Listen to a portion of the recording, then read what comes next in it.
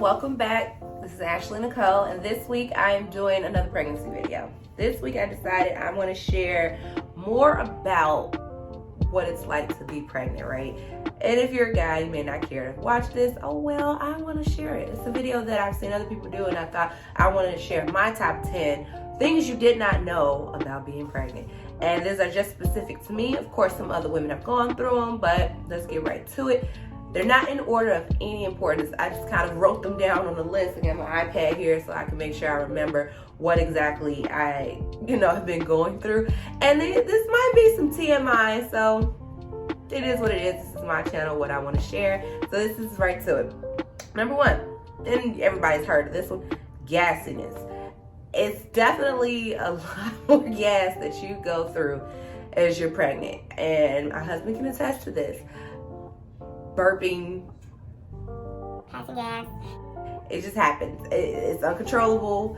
Eat anything, drink anything, and you are just laying loose for the rest of the day. And pretty much throughout the whole day, there's some type of musical noise coming out of the top or bottom. So yeah, gassiness.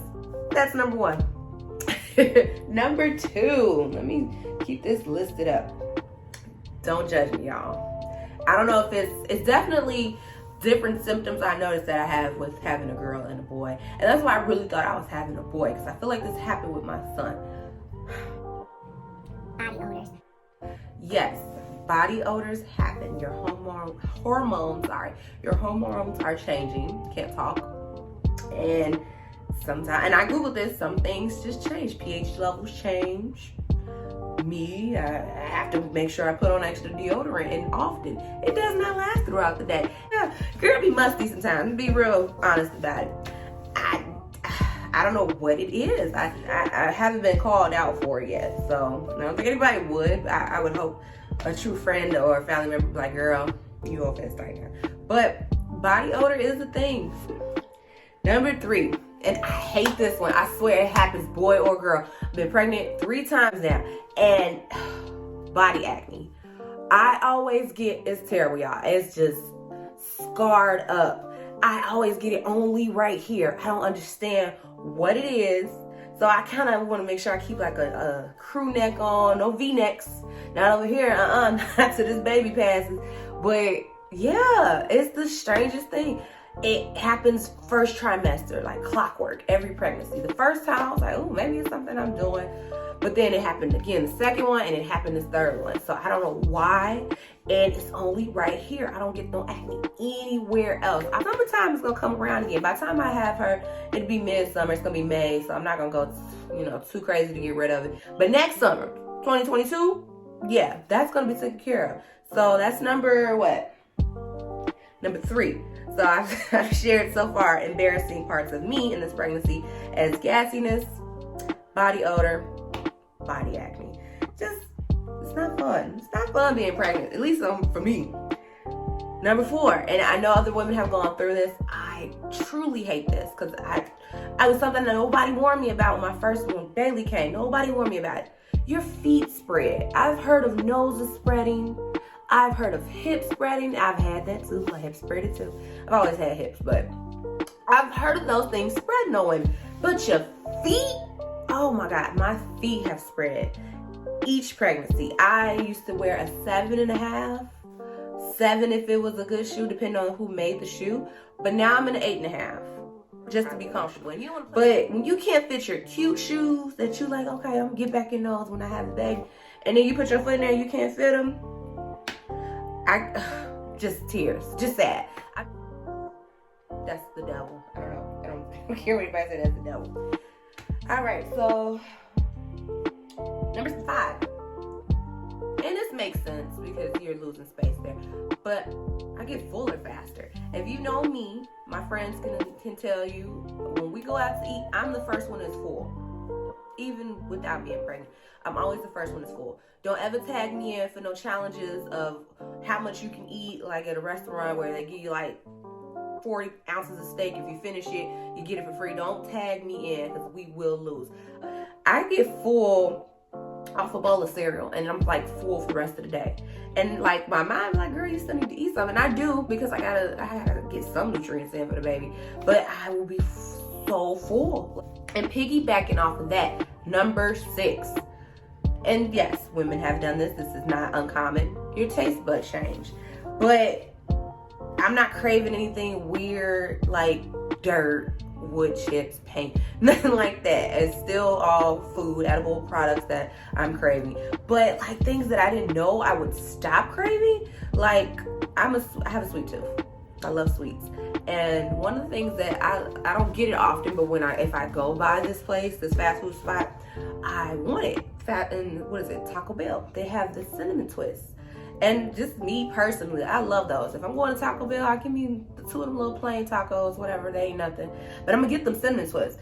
And like I had it, and I was like, man, these taste awful. They taste funny. Like it was like they cooked them in the wrong grease or something. So I'm like, man, and I went all out my way to get this, and they taste like trash. So I figured maybe it was that Taco Bell, that experience.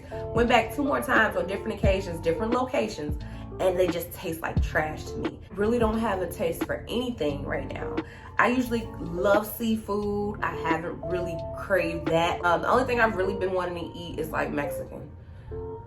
It's the only thing I want to eat. Everything else that I usually love, I have not had a taste for it. So that's a little disheartening because there's certain foods I just love to eat, and right now I don't care for it. Hopefully, I'm praying that changes, and I love them when the everything is said and done. Because if I just can't imagine going the rest of my life not wanting seafood. So I'm really hoping this one passes. So that is number. I gotta keep this iPad open, y'all. That's number 6.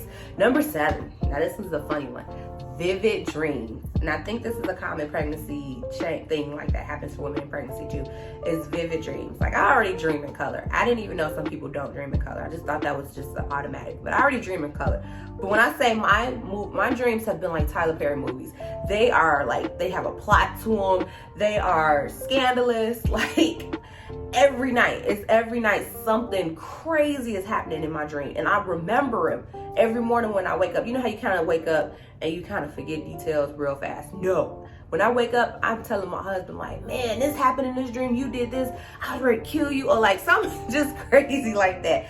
They are so detailed. If I was smart, I swear I would wake up with my notepad and write down everything and come out with a TV show that rivals all of Tyler Perry's stuff, because they are just crazy. Somebody's always like either cheating on somebody, or there are other kind of dreams that we're not going to talk about, or they're just out there.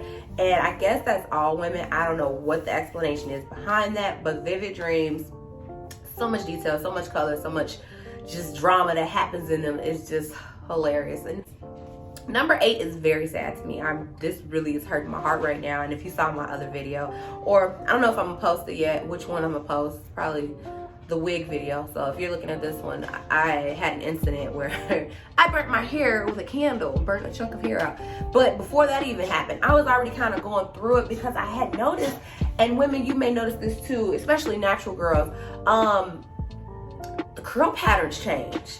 My curl pattern changed from each child. Like I'll put a picture where like my first daughter, right before I had her, my curls would pop. Like I loved them, right? Nice ringlets, everything. Then after that, I noticed they weren't that defined anymore. My son, I can't really remember what happened with him, but this one, I just feel like my hair has been thinning out. I would like to say I used to have a thick head of hair. I've always been told that by my family members, but one thing I've noticed with this pregnancy, I feel like my hair is thin, and that's so sad to me, because we all want a lush, full, thick, healthy hair of hair. I don't want just long hair. I want my hair to be thick. So I've noticed that in this pregnancy, hopefully, I don't know, maybe I just need to up my nutrients or something. Maybe I'm not getting enough of something and the baby's depleting me of it before it gets to my head. I don't know. We're going to work on it. But your hair will change, ladies. Notice that. It's already bad enough after you have the baby. Postpartum shedding happens. But yeah, you will in some cases. Now, I'm not going to say everybody, but for me, my hair definitely has changed, and I hate that one. That one really makes me sad, because I'm trying to grow my hair out really healthy. So to have that issue sucks. Let me hurry up, because I'm already kind of going over. But number 9, not really crazy. Temperature changes. I guess you have a influx of blood. You have to produce more blood for you and baby. And so sometimes I'm really hot, and then like a second later I'm freezing cold. It's very weird, and I know it's very annoying for my husband because we'll be in bed. Turn the fan on, turn it off, get these covers off of me. It's just, it is what it is. I can't help it. It's just at the drop of a dime, I'm either hot and sweating or I'm freezing. Like I'll have like chill freeze attacks, or I'm just chilling and I like have to huddle up to him or put on more covers because I'm freezing. I'll be fully clothed, but just, it's the weirdest thing. And number 10, and I know this happens to every woman, all women. This happens to all women. Loss of breath. As you know, organs move around as a baby grows, and I don't know if it's something about the lungs getting constricted a little bit more. And I'm doing well through this video, but I had another video that I did, and it was hard for me to talk through that video. Like I couldn't breathe. I had to like really take deep breaths to hurry up and get my sentences out because I was getting out of breath so fast. And it's just a part of the pregnancy, and it's, to me, it's kind of like an indicator we're almost done. You know, baby getting bigger, we can't breathe, but we're almost done. So loss of breath is one. If you're working out, if you're walking, even if you're just talking, you're gonna have to take a couple more breaths and, you know, just work through it, because you almost done, sis. If you at that point, you almost done, so you just gotta hold out. And that is it. I think I've talked enough. Those are my top 10 things that I didn't know would happen to me as I went through a pregnancy. So now you know. So if you get pregnant, or your girl gets pregnant, or your friend gets pregnant, child, whoever, help them out. Be understanding when they pass gas. Understand they can't help it. You know, don't look at them crazy when they sleep at night and they talking and saying something crazy because their dream is on point, like on 10. Just deal with us as we grow these children and these little incubators. But that is all. Thank y'all so much for watching. I appreciate it. I love you guys for subscribing, for looking in every week when I post something. Click the notification bell. You will always know when I put up a new video. And I will see you next Friday.